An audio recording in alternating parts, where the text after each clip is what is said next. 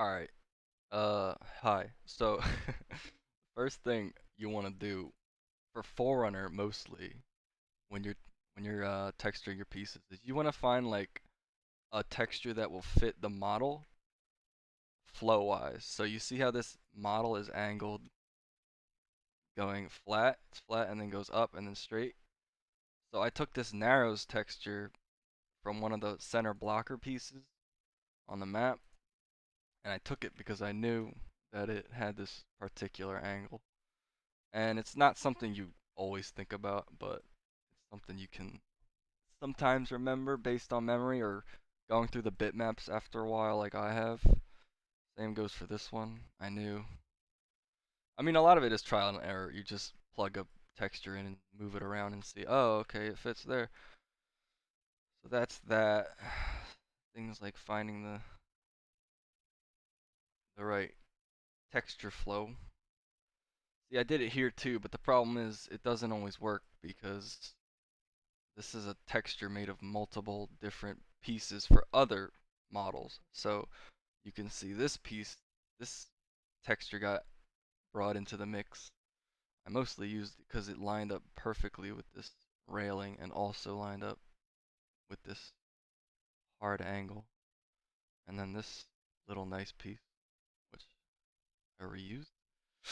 I thought it looked nice, but I think it could be better, which I might revisit. But in any case, another thing you want to do with modeling or texturing forerunner stuff is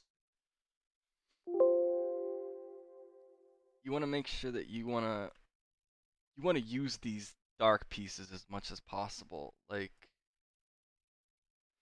you can't see it in this texture, but there's actually a line that goes across this piece.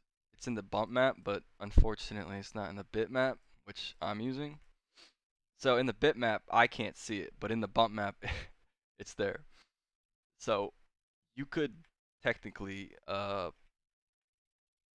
you could cut a line through here uh and like just end it right there. And that would be a nice looking texture.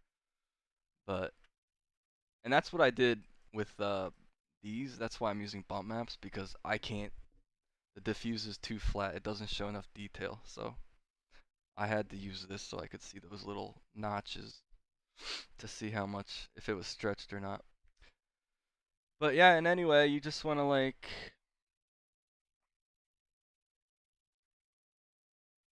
open a for anything really. You just want to make sure that you're using those dark lines.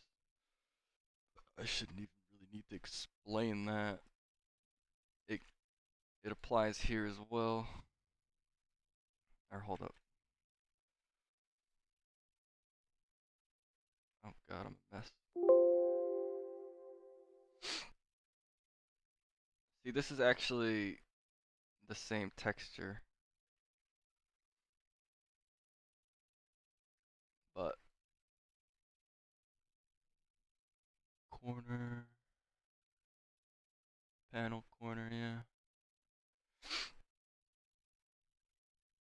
So see what I did is I just lined it up with those black details, which are really the bump maps, pretty much. It's I would think it's their way of marking where they want you to end the mesh.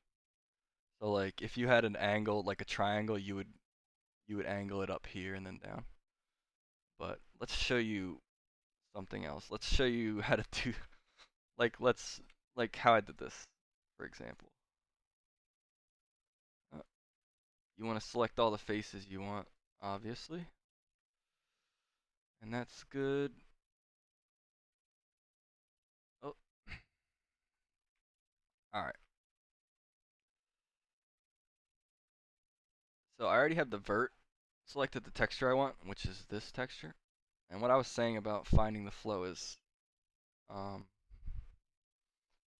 I already know that these have notches in the top that are angled like 45 degrees. So I knew I could pretty much use those to my advantage here, which I did. Just flatten it out or do whatever you do, unfold it, because this part, oh, I actually didn't select it, but it doesn't matter. Ideally, I would select that part too, but for now, we're not gonna.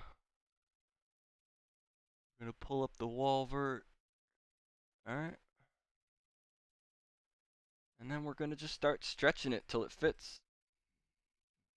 Remember, we're gonna use those dark lines to match the edges of the mesh up.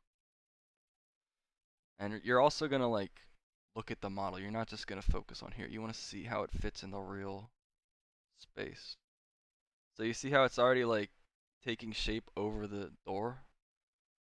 Now you could do it like this. This wouldn't look too bad, but I think it's a lot better to actually utilize the black lines because then it looks like it's got actual depth in the model. Because in the game, it'll actually look like this is a separate piece from this for the most part. Like this will look like a metal beam that's almost connected to this. It won't just look like a flat piece. So, I mean, that looks pretty good. So I could just end that right there and say that that's pretty lined up. Now, I would probably fix it so that this goes with this, but not everything works out the way you want. So, because, I mean, it works over here, but this is a different angle, as you can see. So it's just something you have to live with sometimes. Um, Texturing these was a bit different. This just involved a lot of a lot of stretching UVs, man. Alright, I mean that's pretty much it. Same thing for here. See here, I just used the edges of the black lines. Now this is actually two different textures. This is the elevator texture, and this is part of this texture up here. Or sorry, up here. So as long as you use those black lines, you can make anything, any different texture meld together, which is the whole point of those black lines. It'll I don't know how to describe it. It's the end of that material and the start of a new one, if you know what I mean. Okay?